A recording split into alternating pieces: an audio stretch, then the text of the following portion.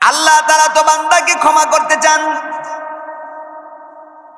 কিন্তু আমাদের দুর্ভাগ্য আমরা ক্ষমা চাইতে চাই না, অনুতপ্ত হইতে চায় না। দুনিয়ার বুকে যদি কেহ কারো কাছে অন্যায় করে নত না হইলে তাকে ক্ষমা করে না। দুনিয়ার বুকে কেউ কারো কাছে যদি অন্যায় করে তাকে আঘাত করার জন্য দেখা যায় রাস্তায় দাঁড়ায় যায়, লাঠি নিয়ে দাঁড়ায় যায়। দুনিয়ার বুকে মানুষ মানুষের কাছে অন্যায় করলে নত না হলে তাকে ক্ষমা করে না। মহান রব্বুল আলামিন শুধু আমাদের খালেক না, বানানেওয়ালা না, তিনি আমাদেরকে বানাইছেন এবং আমাদেরকে লালন পালন করতেছেন, খাওয়াইতেছেন, সব কিছু তিনি করতেছেন। সুতরাং তিনার বেলায় যদি আমরা তার কাছে নত না হয় তাহলে তিনিও আমাদেরকে ক্ষমা করবে না। আমার ভাইয়ের আল্লাহ পাক রব্বুল আলামিন কোরআনে কারিমে ডাক দিবেন, قل يا عبادي الذين أسرفوا على أنفسهم لا تقنطوا من رحمة الله إن الله يغفر الذنوب جميعا إنه هو الغفور الرحيم। আমার ভাইরা, আল্লাহ পাক রব্বুল আলামিন বান্দাদেরকে ডাক দিয়ে বলেন, ইয়া ইবাদ, হে আমার বান্দারা শুনো, যারা নিজের জানের উপর অত্যাচার করেছো, গুনাহ করেছো, অপরাধ করে ফেলছো, আল্লাহ আমাদেরকে ভুলে যায় নাই, ভুলে যায় নাই। আল্লাহ বলেন, যারা আমার কাছে অন্যায় করেছো, নিজের জানের উপর অত্যাচার করেছো, আমি তোমাদেরকে বলিলা তাকুনাতু মির রাহমাতিল্লাহ, তোমরা আল্লাহর রহমত থেকে নৈরাশ হয় না, নৈরাশ হয় না। জীবন চলার পথে অন্যায় হতে পারে, তোমরা আমার কাছ থেকে দূরে যাও না, দূরে যাও না। কবি বলেন, বাজে আ हर आज हस्ती बाज घर का बिरू बुत बुरुस्ती बाज हजारों बर तौबा शिकस्ती बाज কবি বলেন, ফিরে আসো, ফিরে আসো, ফিরে আসো। তুমি যেমনই হও না কেন, যেমন অপরাধকারী হও না কেন, রব্বে কারিম তোমাকে ডাক দে, বাজে আ, ফিরে আসো, ফিরে আসো, ফিরে আসো। তুমি যদি মূর্তি পূজারী হয়ে থাকো তারপরও তুমি আমার কাছে আসো। তুমি যদি অগ্নি পূজারী হয়ে থাকো আমার কাছে আসো। তুমি যদি হাজারবার তওবা করেছো আর অপরাধ করবে না, অপরাধ করবে না, তারপরও তুমি অপরাধ করে ফেলছো, তুমি তোমার ওয়াদা ভেঙে ফেলছো। ভাই, আল্লাহ তাআলা আমাদেরকে ডাকেন, আয় বান্দা আয়, হাজারবার তওবা শিকস্তি বাজে আ, 1000 বার তওবা করে তওবা ভাঙছো, তারপরও তুমি আমার কাছে ফিরে আসো, আমি মাফ করে দেব। আল্লাহ আমাদেরকে ডাকেন, ডাকেন। এ যুবক ভাই, যৌবনের তারুণায় পরে গুনাহ করতেছো, এ যুবক ভাই, আর কত বেনামাজি থাকবা? যে রব তোমাকে হাঁটার শক্তি দিছেন, তোমার মতো কত যুবক হাঁটতে পারে না, তোমার মতো কত যুবক মুখ দিয়া কথা বলতে পারে না, তোমার মতো কত যুবক আছে দুনিয়ার মধ্যে অচল অবস্থায় আছে। আল্লাহ তাআলা তোমাকে ব্যবসা করার প্রতিষ্ঠান দিছে, আল্লাহ তাআলা তোমার একটা দোকান দিছে, আল্লাহ তাআলা তোমাকে বাজারে ব্যবসা করার মতো তোমাকে একটা স্পেস দিছে, বাজার পরিচালনা করার একটা স্পেস দিছে। সেগুলি পায়া তুমি তোমার রবরে ভুলে গেছো। সাবধান, সাবধান। আল্লাহ তাআলা পাকড়াও যদি চলে আসে, তোমার দুনিয়ার কোনো চাকচিক্যতা, দোকানপাট, টাকা, তোমার আভিজাত্যতা তোমাকে কোনো আটকাইতে পারবে না। এ যুবক ভাই, আর কতদিন পরে নামাজ ধরবা? এ যুবক ভাই, রব্বে কারীমকে ভয় করো, ভয় করো। রব্বে কারীম তোমার প্রতি আহসান করছেন, দয়া করছেন। রব্বে কারীম তোমাকে গেছেন, তুমি তোমার রবরে ভুলা যায় না, রবরে ভুলা যায় না। যুবক ভাইরে, নামাজটা ছাড়িস না রে ভাই। অন্যায় করো না, গুনার সাথে চলো না, গুনার সাথে চলো না। 5 ওয়াক্ত নামাজ যদি পড়ো, তোমার অনেক সময় নষ্ট হবে না। 2-4টা কাস্টমার যদি চলে যায়। আমার জানা মতে এই মাঠের মধ্যে একটা লোক আছে, আমি তারে ছোটকাল থেকে চিনি, প্রথম নজরটাই তার দিকে গেছে। এই মাঠের মধ্যে একজন লোক আছে, সে দীর্ঘকাল রিক্সা চালাইছে, লম্বা সময় রিক্সা চালাইছেন। এই মাঠে আমার সামনে আছেন। একবার আমার মনে আছে, আমার নানি বাড়িতে,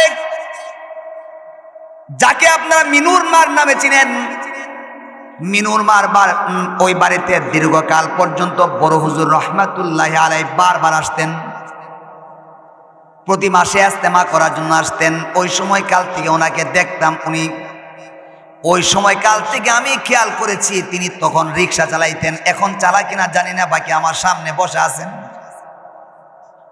আমার ভাইয়েরা, একদিন আমি ওনাকে জিজ্ঞাসা করছিলাম ওই ছোটকালে, ভাই আপনি যে প্যাসেঞ্জার ফালায়া 2টা মসজিদে চলে যান, নামাজ ছাইরা দিয়া নামাজকে ধরার জন্য প্যাসেঞ্জার গাড়িতে বসায়া মসজিদে গেছেন। একদিন আমি জিজ্ঞাসা করছি, ভাই আপনি যেভাবে চলে গেছেন, আপনার প্যাসেঞ্জার চলে যায় কিনা বা আপনার জন্য এর জন্য ক্ষতি হয় কিনা? উনি তখন উত্তর দিছিলেন, হুজুর আমি যদি এখান থেকে চলে যাই, মসজিদে চলে যায়, হয়তো বা 2-1 বার এমন হয়েছে প্যাসেঞ্জারের তাড়াহুড়া করার কারণে প্যাসেঞ্জার চলে গেছে, কিন্তু সে আমার টাকাটা দেই নাই, অর্ধেক আনছি আর অর্ধেক বাকি রয়েছে। নামাজ পড়তে চলে গেছি, সে বসে আছে, সে চলে গেছে, আমি প্যাসেঞ্জার থেকে টাকাটা পাই নাই। তবে আমি আল্লাহর কসম করে বলি, যখন নামাজ পড়ে আসছি তখনই দেখি আমার জন্য নতুন প্যাসেঞ্জার দাঁড়ানো আছে। আমার ভাইরা, রবের জন্য যান। হয়তো দোকানদার ভাই, তোমার ওয়াজ শোনার সময় হয় না, মাদ্রাসায় এসে একটু সময় দেওয়ার তোমার হাতে সময় নাই। তোমার মাদ্রাসায় সময় দেওয়ার সময় কোথায় থেকে হবে? রব্বে কারিমের ঘরে যায় 10টা মিনিট সময় দেওয়ার তোমার হাতে সময় নাই। এত বেপরোয়া হইলে তোমার জন্য কি কবর আছে না? তুমি কি কবরে যাইবা না রে ভাই? এই যুবক ভাই, তুমি কি ভাবছো তুমি মৃত্যুবরণ করবা, বুড়া হয়ে মৃত্যুবরণ করবা? তুমি কি রে ভাবছো নাকি? তোমার মতো আমার মতো কত যুবক দুনিয়াতে বিদায় হইতেছে। 20 বছর, 25 বছর, 30 বছর ছেলেরাও স্ট্রোক করে, স্ট্রোক করে দুনিয়াতে বিদায় হয়ে যায়। 20, 25, 30 বছরের ছেলেদেরও ক্যান্সার হয়। এমন রোগী বহুত আছে। হাসপাতালে গিয়ে দেখেন তোমার মতো কত যুবক হাসপাতালের বেডে শুয়ে রয়েছে, আর তুমি সুস্থ অবস্থায় রব্বে কারিমকে ভুলে রইছ। সাবধান, মনে রাখো, একদিন তোমার এই যৌবন থাকবে না। একদিন যদি ভায়াতে বেঁচে থাকো, একদিন তোমার এমন সময় আসবে যে সময়টায় তোমার এই জোয়ানি থাকবে না। তোমার জোয়ানির বাহাদুরি করছো। এ যুবক ভাই, আরামে এসে চলতেছো, দোকানদারি করতেছো, মাদ্রাসার কিছু এতিম ছেলেরা আছে, কোনদিন দেখছুনি বাড়িতে যখন তুমি যাও, তোমার ছোট্ট সন্তান তোমার অপেক্ষায় আছে, বাবা আজকে আমার জন্য মজা নিয়ে আসবে, তোমার জন্য মজা নিয়ে তুমি তার জন্য মজা নিয়ে যাইবা। প্রতিদিন ছেলের জন্য চকলেট নিয়ে যাও, ললিপপ নিয়ে যাও, আরো কত কিছু মজা নিয়ে যাও। আল্লাহ তোমার তৌফিক দিছে, ছেলের জন্য তুমি খাবার নিয়ে যাও। এই গোকর্ণঘাট মাদ্রাসার অনেক এতিম ছেলেরা আছে যারা বাবার থেকে টাকা পায় না, গরিব হালতে চলে। তুমি তোমার ছেলের জন্য, তুমি তোমার বাসাওয়ালাদের জন্য 1 কেজি 2 কেজি আপেল কিনা নিয়ে গেছো। তোমার মাথায় কি কোনো দিন ঢুকছে মাদ্রাসার হেফজখানা ছেলেদেরকে আমি একটা চকলেট খাওয়াবো? তোমাকে আল্লাহ ধন দৌলত দিয়েছিলেন, তোমার মাথায় কি ঢুকছে আমি নুরানি ছেলেদেরকে আমি একটা আপেল খাওয়াবো, একটা আম খাওয়াবো? আরে দেখো, জীবনে কত মানুষকে খাওয়াইছো, একদিন এসে মাদ্রাসার তলে বলে এমদেরকে একটা আপেল খাওয়ায় দেখো, একটা চকলেট খাওয়ায় দেখো। তুমি যখন দোকানের পাশে আসো, একটা যুবক বা পিচ্চি বাচ্চার দোকানের পাশে আছে, পকেটের মধ্যে তার টাকা নাই, দোকান দেখে কোন বাচ্চাটা আছে তার মজা খাইতে মনে চায় না, তোমার পকেটে টাকা আছে। একটা মাদ্রাসার তলে বলে আলেমকে তুমি একটা চিপস কিনা দাও, তুমি 10 টাকা ব্যয় করে দেখবে এর মধ্যে তোমার কি প্রশান্তি লাগে। ছাত্ররা খায়া তো মজা লাগবে, তার জিহ্বায় তার মজা আছে, বাকি তুমি যে খাওয়াইছো দেখবা তোমার মধ্যে সারাদিন একটা প্রশান্তি কাজ করবে। আজকে আমি একটা তালিবুল ইলমকে একটা আপেল খাওয়াইতে পারছি, একজন মাদ্রাসার কোরআনে হাফেজকে আমি একটা চিপস খাওয়াইতে পারছি। আজকে আমি মাদ্রাসার বুকে যাইয়া সারা সমস্ত মাদ্রাসারকে একটা একটা করে ফল খাওয়াইতে পারছি। এর চেয়ে বড় সৌভাগ্য আর কিছুই হতে পারে না। এ যুবক ভাই, তোমার জওয়ানি হালত চলছে, আর কতকাল পরে নামাজ ধরবা? কতকাল ওয়াজ শোনার পরে নামাজ ধরবা?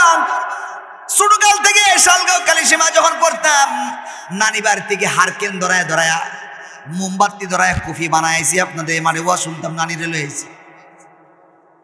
ছোটকালে এই মাঠে ওয়াজ করতাম, আইসি প্যান্ডেল হইতো ওই পাশে, স্টেজটা ওই পাশে হইতো। আল্লামা উলিপুরি দামাত বারাকাতুম এই মাঠে ওয়াজ করছে, আমরা ছোটকালে ওয়াজ শুনছি। অনেক লম্বা সময়ের আগের কথা, যে সময় স্কুলে পড়ছি। আমার ভাইয়েরা, এত এত বছর পরে এত বছর ওয়াজ এই মাহফিলে হচ্ছে, এই মাঠে হচ্ছে। সুদখোরের সংখ্যা কি এলাকায় কমছিনি? ঘুষখোর কমছে কিনা? যুবক ভাইরা, যদি ঘুষের সংখ্যা না কমাইতে পারো, সুদের সংখ্যা না কমাইতে পারো, এত বছর ওয়াজ করার পরে তার বদলত তার ফলাফল কি হইল? ফলাফলটা কোথায় গিয়ে দাঁড়ালো? যদি সুদখোর না কমে, যদি ঘুষখোর না কমে, যদি বেপরদা না কমে, যদি এলাকার মধ্যে আল্লাহওয়ালা তৈরি না হয়। এই মাদ্রাসাতে পড়ে পড়ে বড় বড় মুহাদ্দিস হইতেছে, এই মাদ্রাসায় পড়ে পড়ে বড় বড় জায়গার মধ্যে ভালো সুনামের সাথে শিক্ষকতা করতেছে, পড়তেছে। আর এই মাদ্রাসার আশেপাশে, আপনার আশেপাশে কতটা ছেলে আপনি দিছেন? আপনার ঘর থেকে কতটা ছেলে মাদ্রাসায় পড়াইছেন? আপনার ঘর থেকে কতটা ছেলে মাদ্রাসা দিয়ে এলাকার জন্য কতটা আলেম হয়েছে? এই ধরনের ফিকির কি আপনাদের মধ্যে আছে কিনা? এ আমার ভাইরা, মাদ্রাসাটা আপনাদের। এই যুবক ভাই, তোমাদেরকে বলছি, মুরব্বীরা যারা আছেন তিনাদের সাথে পরামর্শ করে করে মাদ্রাসার যত জরুরিয়াত আছে, সমস্ত জরুরিয়াতের পিছনে তুমি খেয়াল করো। আমি কিছুদিন হয়েছে আইসি মাদ্রাসার সাথে সম্পৃক্ত। উস্তাদদের বেতন বাকি, মাদ্রাসা ঋণগ্রস্ত। উস্তাদরা মাস শেষে যত টাকা বেতন পায় সেটা রীতিমতো পায় না, 2 মাস 3 মাস 4 মাস বাকি থাকে। এখানে ছাত্র, এখন হুজুর আমরা পড়াইতেছেন, আর যদি মনে মনে ভাবেন যে হুজুররা তো হাদিয়া পায়, হাদিয়া তো এটা যার যার তকদিরের ব্যাপার, 20টা 30টা একদিন হাদিয়া দিয়ে কয় হুজুররা তো হাদিয়া পায়, এটা বলা যাবে না। 10,000 15,000 8,000 10,000 টাকা এটা কোনো বেতনের ভিতরে পড়ে না, তারপরও হুজুরদের বেতন বাকি থাকে কেন? আমার ভাইয়েরা, আপনারা সকলে নজর দেন, মাদ্রাসাটা আপনাদের। হুজুর আজকে আছে, কালকে থাকবে না। আমি আজকে আছি, কালকে থাকবো না। মাদ্রাসার আসাতে কেরাম আজকে আছে, কালকে থাকবে না। আপনার পকেটে টাকা আছে, আপনার ফ্যামিলি সুন্দরভাবে চলে, আসাতে কেরামের ফ্যামিলি সুন্দরভাবে চলে কিনা তাদের খোঁজখবর নেওয়ার দায়িত্ব কিন্তু আপনাদের ভিতরে আছে। যদি তাদের ফ্যামিলি সুন্দরভাবে তাদের জরুরত পুরা না হয়, যদি বেতন যথারীতিভাবে না পায়, 3 মাস 4 মাস বাকি থাকে, এরপরে মাদ্রাসা ঋণগ্রস্ত থাকে, আল্লাহর আদালতে আপনারা জবাব দিতে হবে শিক্ষকরা কেন নিয়মিত বেতন পায় না। মনে কষ্ট নিয়েন না। এ আমার ভাইরা, এত বড় বিশাল একটা বাজার, আপনারা এগিয়ে আসেন। লিল্লা বোর্ডিং খোলা হয়েছে, লিল্লা বোর্ডিং এ প্রতি মাসে মাসে খরচ হইতেছে 4টা 5টা এলপি গ্যাস লাগতেছে। আপনারা যদি আগায় না আসেন, বলুন তো এই খরচটা কোথায় থেকে আসবে? সেক্রেটারি মহোদয়, সভাপতি মহোদয়, ক্যাশিয়ার মহোদয় আর কত চালাইব? আপনারা সকলেই আসেন, তাদের পিছনে দাঁড়ান, তাহলে দেখবেন ইনশাআল্লাহ মাদ্রাসা আরো সুন্দর রঙাবে। আপনারা দেখবেন মাদ্রাসা আরো অনেক সুন্দর এগিয়ে যাবে। বলতেছিলাম ভাইয়ের আমার, যে যত অপরাধ করি, যে যত ভুল করি, আল্লাহ তাআলা ক্ষমাশীল, আল্লাহ পাক রব্বুল আলামিন ক্ষমা করনেওয়ালা। তার জন্য জরুরি হইল দিলটাকে হুজুরে কলবটাকে হাজির মাইনা আল্লাহর কাছে 2 কথা বলে, আল্লাহ জীবন চলার পথে অপরাধ করেছি, ভুল করেছি, অন্যায় করেছি, অনুতপ্ত হইলে আল্লাহ তাআলা ক্ষমা করে দিবেন। অনুতপ্ত হতে হবে। আমার ভাইরা, আপনারা ইতিহাস জানেন, বনি ইসরায়েলের জমানায় হযরত মূসা আলাইহিস সালাম যখন নবী, সেই সময়টায় বৃষ্টি হয় না, জমি জামা ফাইটা গেছে, ফাইটা চিরচির হয়ে গেছে। আমার ভাইরা সকলে মিলে মূসা আলাইহিস সালামের কাছে আসছেন। ওগো মূসা কালিমুল্লাহ, আমাদের এলাকায় বৃষ্টি হয় না, বৃষ্টির খুবই দরকার, মাটিগুলি ফাইটে গেছে, একটু আল্লাহর কাছে সালাতুল ইস্তিসকা, বৃষ্টির জন্য নামাজ পড়েন। হযরত মূসা আলাইহিস সালাম সময় দিলেন, এই সময়টায় সকলে মাঠে আসবা, আমরা 2 রাকাত ইস্তিসকার নামাজ পড়ে, বৃষ্টির নামাজ পড়ে আল্লাহর কাছে দোয়া করব। কথা অনুযায়ী সকলে উপস্থিত হয়ে গেলেন। আমার ভাইয়েরা সবাই আসলেন, নামাজ হইল। মূসা আলাইহিস সালাম আল্লাহর কাছে দোয়া করতেছেন, আল্লাহ বৃষ্টি দাও, বৃষ্টি দাও, বৃষ্টি দাও।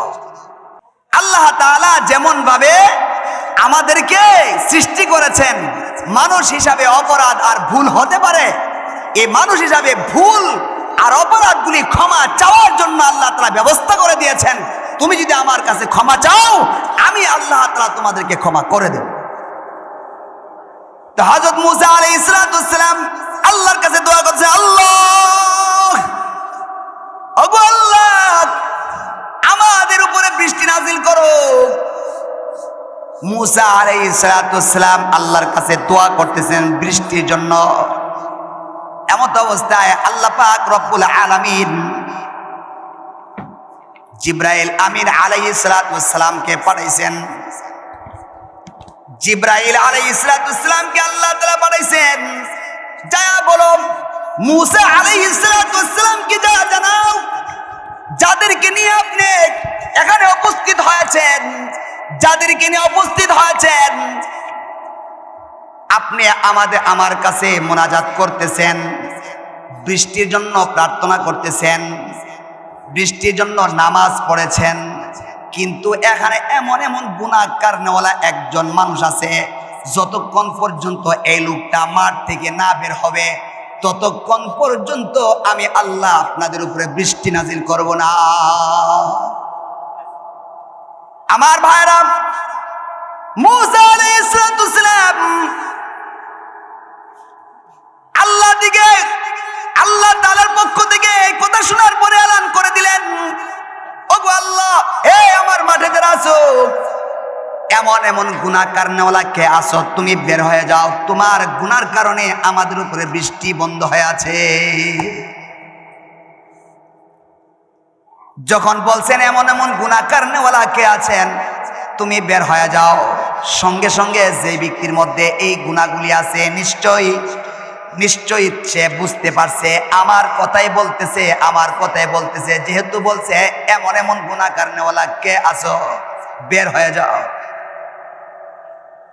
আমার ভাইরা, সঙ্গে সঙ্গে মাঠে যে ব্যক্তিরা গুনাহগার, আল্লাহর কাছে হাত উঁচু করে বলছে, আল্লাহ, মাথা নিচু করে কান্না করে করে আল্লাহর কাছে বলতেছে, আল্লাহ, আমি যদি এখন বের হয়ে যাই তাহলে সমস্যা, আমি যদি বের হয়ে যাই মানুষ দেখবে আমার কারণে বৃষ্টি বন্ধ হয়ে আছে।